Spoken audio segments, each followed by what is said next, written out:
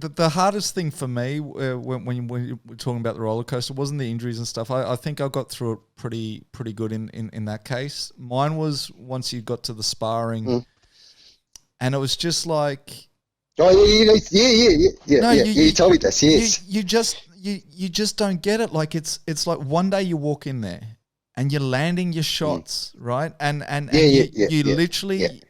It doesn't matter. I was against light heavyweights. I was whatever. It didn't matter.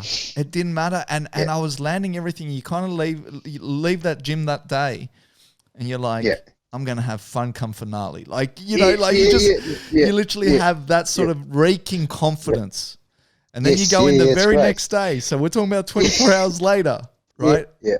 And I don't know what happened. All of a sudden, I'm not landing anything, right? No, yeah. Everyone's getting their gloves on my face, and you leave there and you want to cry, right? And I think that was the roller coaster for me. Was like,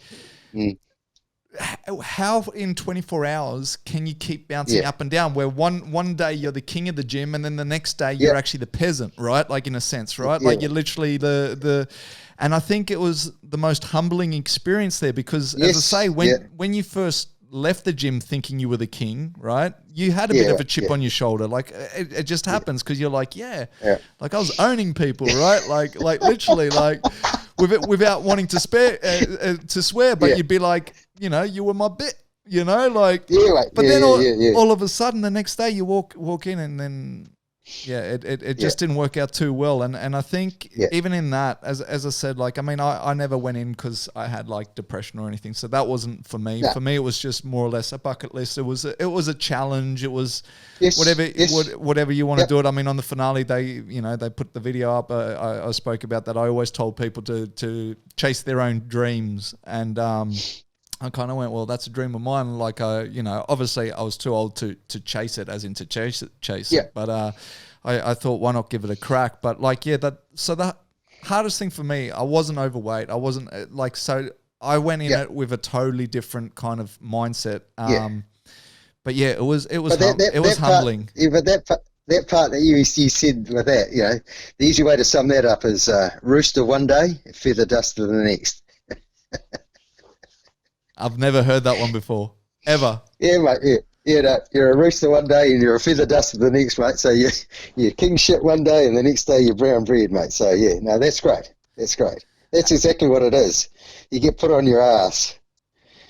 It's great. And so do you, when you run your series, do you run it independently to, say, your normal gym activities, or do you sometimes bring some of these actual fighters in to rough them up a little bit and give them a little bit of what Matt does at the gym was they have their own classes. They can train. They have their own specific classes every night of the week, Monday to Friday, and they can as it gets close to the time, they do sparring on a Saturday, but they also come in the mornings and do their conditioning. So they have their own classes. So as they progress, and if they show promise and that, they get offered to be involved in the earlier sparring or something like that. So they can jump in other classes if they want, but they have their own dedicated classes. So that's how Matt runs that at the gym. So the bucket list is its own identity, but and obviously they become part of the club, and they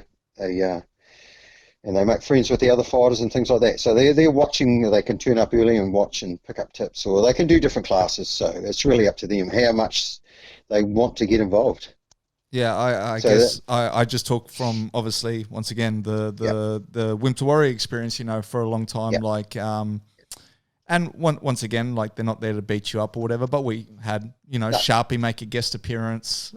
You had your Mark Hunts, you had your Jens Pulvers, and, and it does, I guess, for someone, it gives them that little bit of extra, I guess, like, oh yeah, like, and it's another story that you can kind of go, well, I shared the mats with this guy, let alone, like, obviously. Oh, no, well, they get to be part of the club, so they're watching the training, which happens every day. So, like I say, they can go earlier and watch or get involved. They might get asked to do some sparring with someone else. It depends on their skill levels and things like that. So, and they get the opportunity, I'll go and talk to them, or the opportunity to ask me questions as an official.